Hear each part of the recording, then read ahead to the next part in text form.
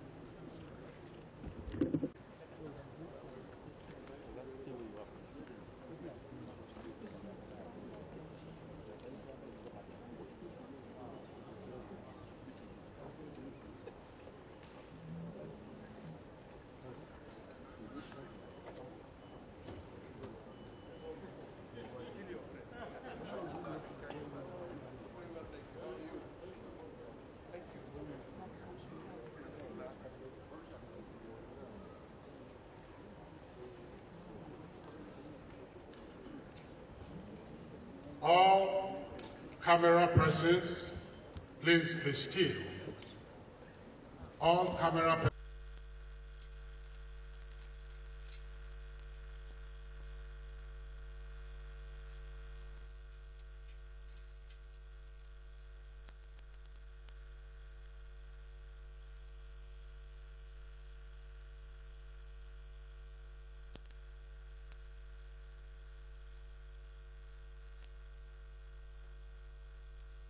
Signing ceremony of the second peace accord for the 2023 general elections. I want to welcome His Excellency President Muhammad Buhari, GCFR, Commander-in-Chief of the Armed Forces and President of the Federal Republic of Nigeria, the Honorable Minister of Federal Capital Territory, the Honorable Minister of Defense, His Excellency the Governor of Plateau State, other Honorable Ministers here present, General Yakubu Gawan, all past head of states and present, the members of the National Peace Committee, and other former presidents, heads of state, heading the various observer teams. Political parties, chairmen, presidential candidates, the Secretary General of the Commonwealth, Honorable Patricia Scott, the UN Secretary General on the Prevention of Genocide, the Doyen of Ambassadors, members of the Diplomatic Corps, and the Ambassador of the European Union, the Swiss Ambassador, the United Nations, ECOWAS, UNOWAS, and all other ambassadors present. Furthermore, I welcome the Chief of Defense Staff, Inspector General of Police, the INEC Chairman and his commissioners, civil society organizations, media houses, and everyone who has responded to our invitation to come to be the chief witness to the signing of this peace accord. As mentioned by the DJ, last year, on 29 September 2022, the National Peace Committee organized the first signing of the National Peace Accord, committing the candidates to engage on issue-based campaigns. Having signed that, we monitored the compliance of the accord by these politicians, and we recorded some of the infractions that were a thing of concern. There was some lack of compliance fines by the major political parties. 44% of the violations were carried out by the spokesperson of the political parties. 26% by party members. 19% by the presidential candidates themselves. 11% by hardcore supporters, and 4% by the chairman of the parties. Your Excellencies, since the start of the official campaign on the 20th of September 2022, there have been 60 attacks recorded on political rallies, resulting in 9 fatalities, with the highest number in the southwest and southeast, and the lowest in the northeast and north central. This is according to data collated by the Nigeria Election Violence Tracker. Your Excellencies, the Independent National Electoral Commission, INEC, and its staff have also been target of violence, with over 134 incidents recorded, with 53 direct attacks on her infrastructure since the 2019 elections, 9 of which have taken place in the campaign period, with 1 fatality. 2/3 of the attack have been in the southeast, with other states affected, including Osun, Ogun, and Edo states. Your Excellencies, according to data released by the Commission, Imo State has 11, Osun has 7, Enugu has 5, Akwa Ibom 5, Ebonyi 4, Cross River State 4, Abia 4, Anambra 2, Taraba 2, Kaduna 1, Borno 1, Bayelsa 1, Ondo 1, Lagos 1, and Ogun State 1. As a nation, we've got to put a stop to all these. That is why, on 20th January 2023, we convened a meeting of presidential candidates and the party chairman to discuss the existing and emerging issues regarding the way the campaigns were conducted and the need for parties to moderate their views. Now that the election is only a few hours away, we are here to witness the second signing of the National Peace Accord to commit the presidential candidates, their party chairmen, and their parties to accept the outcome of the elections as long as it is judged to be free, fair, and credible. And where anybody has grievances, to seek legitimate and peaceful means of addressing any concern that may arise thereafter.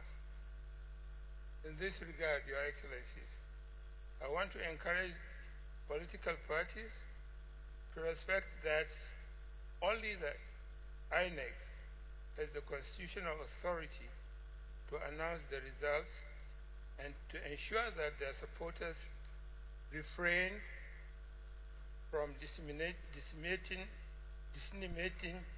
fake news, misinformation, disinformation, and avoid statements that will incite violence after the result of the election must have been announced. Similarly, I urge all political parties, their presidential candidates, and indeed all Nigerians to avoid the temptation of weaponizing the use of force that are not credible to cause confusion in the polity.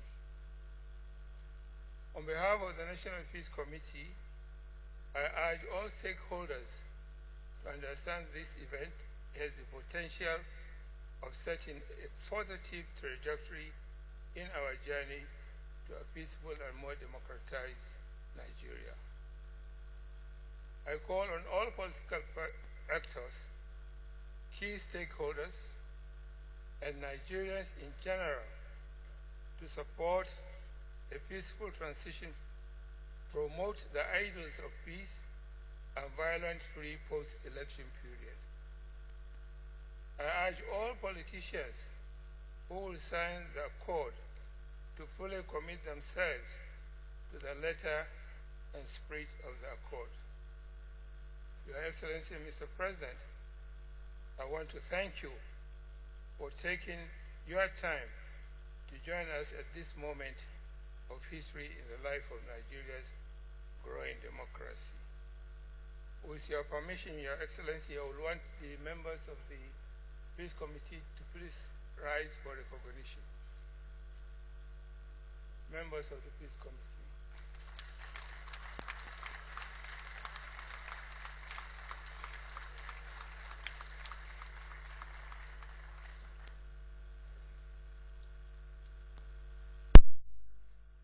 Please sit down. Your Excellencies, thank you very much. May God bless and protect the Federal Republic of Nigeria. Thank you for listening.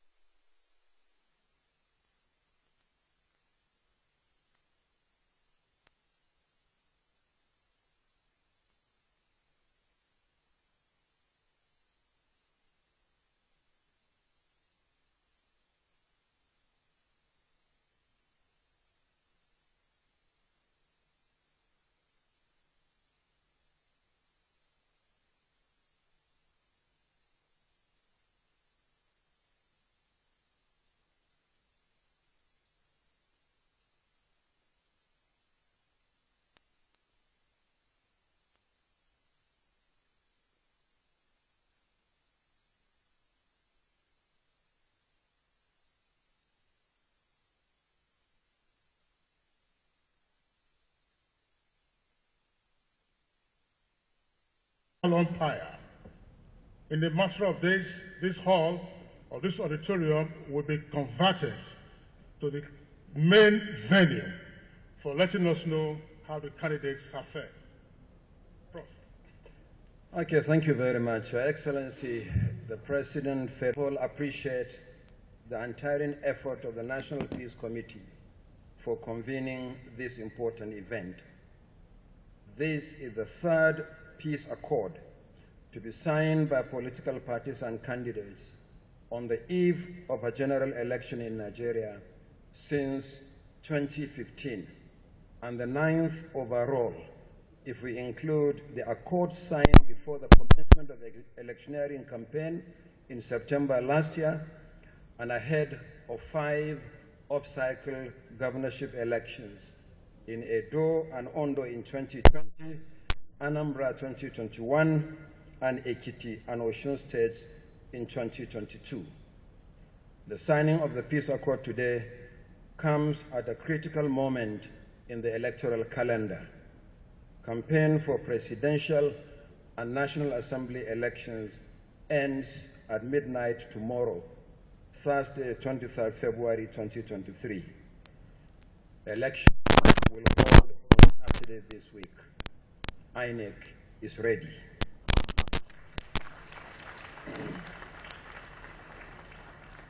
This morning, we commence the movement of sensitive materials to the various local government areas nationwide. By Friday, we will activate the registration area centers so that at first light on Saturday, polling units will open on time. The Commission is committed to free, fair, and credible elections in compliance with the electoral legal framework and the letter and spirit of the peace accord. All political parties and candidates are hereby reassured of the Commission's neutrality. INEC is not a political party. We have no candidate in the election. Our allegiance is to the Federal Republic of Nigeria, and our loyalty is to Nigerians. Therefore, Nigerians should feel confident that their votes will count. Over the next 2 days, beginning from tomorrow, Thursday, the Commission will be holding daily media briefing at 3 p.m. This briefing will hold at this venue.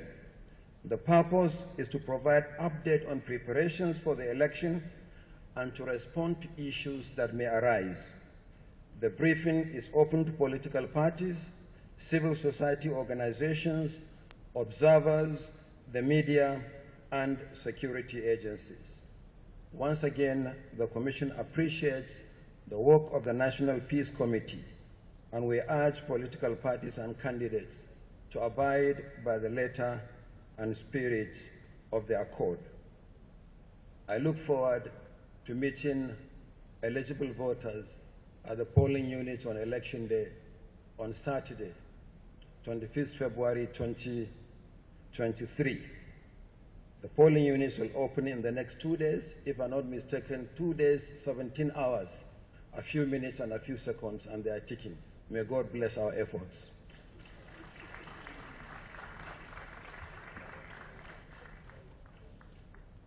Thank you very much, Honorable Chairman of the Independent National Electoral Commission, Professor Mahmoud Yakubu, reassuring INEC journey. More so, as it provides us as leaders, contestants, party faithfuls, and people saddled with leadership responsibilities across different spheres of our diverse political inclinations. Law enforcement agents, the umpire, observers, social media influencers, custodians of culture and traditions, religious ethos and morals to lend our voice to this cause, while at the same time make bold commitments to the peaceful conduct of elections before, during, and after. The first signing of the peace accord took place here on the 29th of September 2022, and it was based on adhering to issue-based campaigns. We monitored, observed, and made efforts to regulate the campaign, rallies, and processions. It was not a complete success because of lack of adherence. However, it had served some purpose in our efforts to mediate some of the conflicts when we remind officers of that accord. It is to be noted, sir, Mr. President, at various local and international commitments, has consistently affirmed his commitment to bequeathing a legacy of deepened democratic system and credible electoral process to the nation.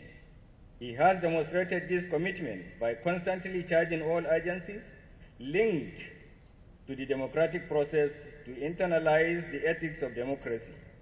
We are appealing to all political actors to stretch their sword and borrow a leaf from Mr. President to allow the election to hold in a peaceful and credible manner. We are therefore calling on the political actors to call on their teaming supporters to conduct themselves in a peaceful manner, devoid of rancor and anything capable of jeopardizing the peaceful conduct of the 2023 general election. Lastly, we are not praying to witness another Orubebe incident here. However, if this is to occur, I implore Professor Mahmoud Yakubu to behave like Professor Tairu Jega, who had handled the situation in a professional manner. Finally, it is our prayer that contestants will emulate former President Goodluck Jonathan, by accepting defeat. In conclusion, I would like to acknowledge that the peace accord being signed today represents a critical step toward complementing Mr. President's initiative in striving to have a conclusive consensus commitment by all political parties, candidates, and their agents to a path of conducting credible, free, fair elections. On behalf of all the security agents, I wish to assure Mr. President and all Nigerians of our unflinching and unalloyed loyalty to the Constitution of the Federal Republic of Nigeria. God bless Nigeria.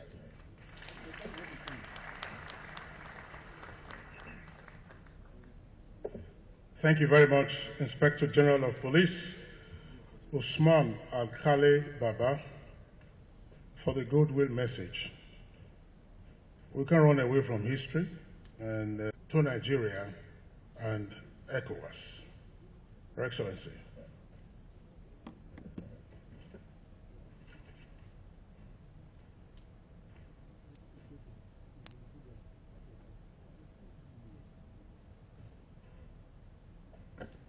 Mr. President, to address you today on behalf of the European Union, the 2019 peace accords facilitated by the National ensuring fair and just adjudication of electoral matters. I wish to commend the role of the National Peace Committee and the leadership of His Excellency, former Head of State, Abdulsalami Abubakar, since its inauguration ahead of the 2015 polls. Mr. Chairman, we are honored and proud of our partnership. For us, at the European Union, we wish to reiterate our impartiality and recall our role. We are not here to support any candidate or party. We are here at the invitation of the Nigerian government to support the democratic process. An EU election observation mission led by Chief Observer MEP Barry Andrews is deployed under Nigerian invitation to observe the elections across the country and give its independent assessment and contribution to the continuous deepening of Nigerian democracy. As the European Union, together with our member states, we remain fully committed to contributing to making Nigeria's democracy deeper, stronger, and accountable to its people. A democratic, peaceful, stable, and strong Nigeria is in the interest of all of us. Thank you.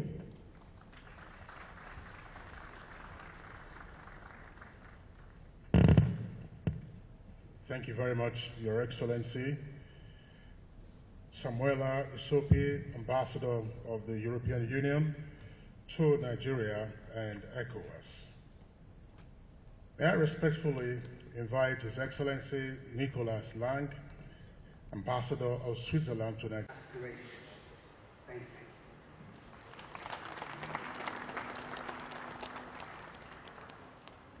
Thank you very much, Your Excellency Nicolas Lang, Ambassador of Switzerland to Nigeria. In enabling them to make concrete commitments to peaceful elections similar to today's event. In addition to these events, the United Nations has supported.